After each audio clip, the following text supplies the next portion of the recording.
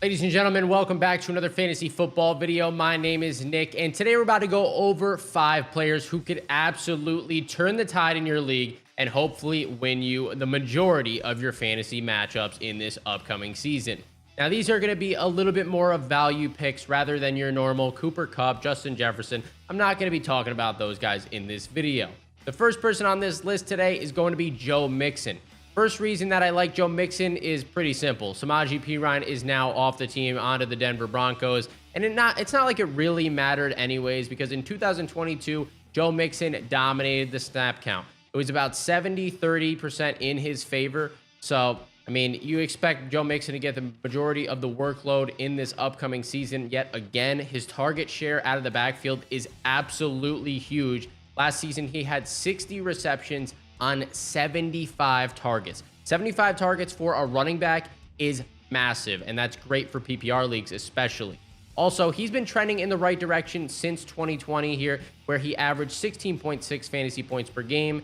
In 2021, he averaged 18 fantasy points per game, and then last season, just a slight drop off to 17.1 fantasy points per game. So if he can even come close to keeping that production level up, I love Joe Mixon in this upcoming year. He is currently going as running back number 15 in PPR leagues. And the players going right in front of him include Etienne, Jahmyr Gibbs, Breece Hall, and Ramondre Stevenson. So if we just take a look at Breece Hall and Jahmyr Gibbs right there, Breece Hall is coming off that ACL injury. We don't know how well he's going to perform. And then Jahmyr Gibbs has never played a game in the NFL. So it's kind of just a coin flip. Is he going to have insane production value, or is he not going to be used as much as people think? That's a big risk for both of those guys. So if you want a little bit of a safer option, you want to wait it out a little bit more, then I think Joe Mixon is your guy at around that 3rd, 4th round mark. Since 2020 also, every single season, Joe Mixon has earned more targets on this Bengals team. Do I think that continues to go up? Since we talked about he had 75 targets last year? No, but if he can sit around that 50, 60, 65 target mark, I would be more than happy with having Joe Mixon on my team, especially in PPR.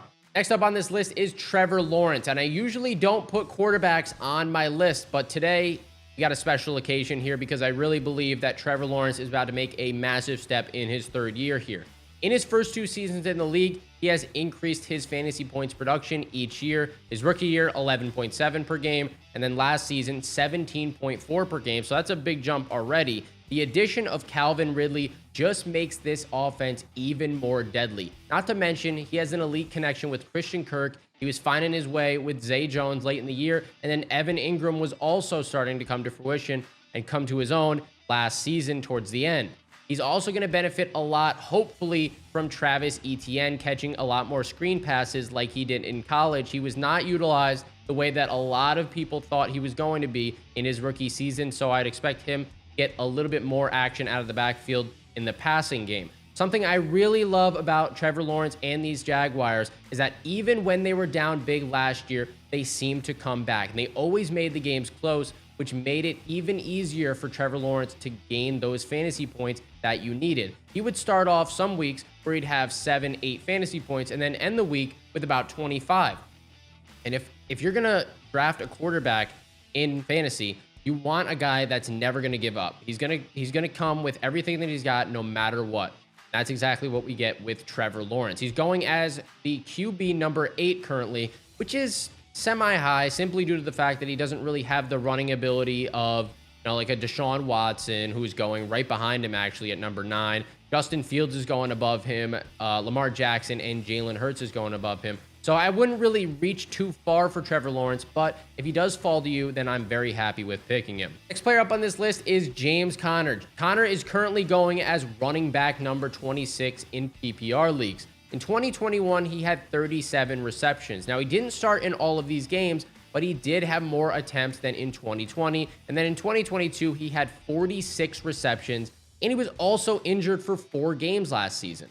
Starting off the season nice and healthy this year, hopefully, I expect Conner and Marquise Brown to be the shining stars of this Arizona Cardinals offense, which, it's not looking too good for them as an overall team this year, but that doesn't mean you can't have some fantasy bright spots. His backup right now is Keontae Ingram, and when those two were both healthy and they played together last year, James Conner was averaging over 90% of snaps on the field compared to Ingram's under 10%. So I would be very confident with Conner getting a lot of work towards the goal line and a lot of pass catching attempts. James Conner, all signs are pointing up for him, and I think he has a little bit of a even bounce back season that he did last year. Next player up on this list, Rashad White, going as running back number 24 in PPR. He had 50 receptions last year on 58 targets. Now, he wasn't the most efficient on the ground. He was averaging about 3.7 yards per carry last season, but I think that is largely in part due to the offensive line being injured for the most part of last year.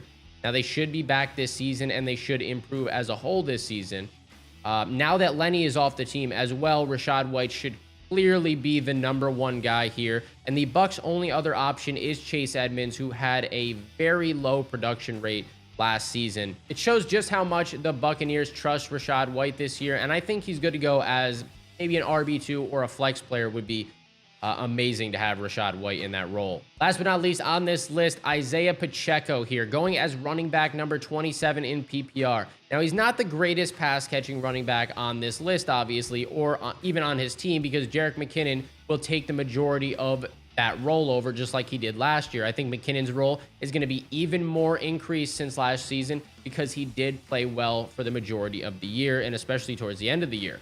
Now, Pacheco, what I love about this guy is that he's a hard runner, and he will get the goal line opportunities. It's just a matter of fact of he's on the Chiefs, right? So the Chiefs love to do those trick plays with Travis Kelce towards the goal line, and they like to throw the ball near the goal line to Travis Kelce. So, you know, those opportunities might not always go in Pacheco's favor, but he will be the running back on the field in those situations. Last season, Pacheco averaged 4.9 yards per carry, and Andy Reid absolutely loves this guy, so I expect him to get the ball a lot more in this year.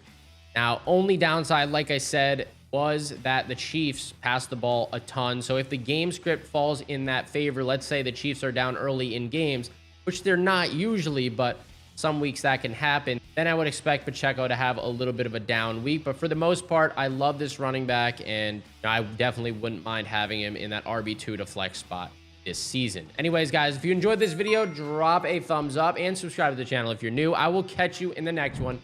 Peace.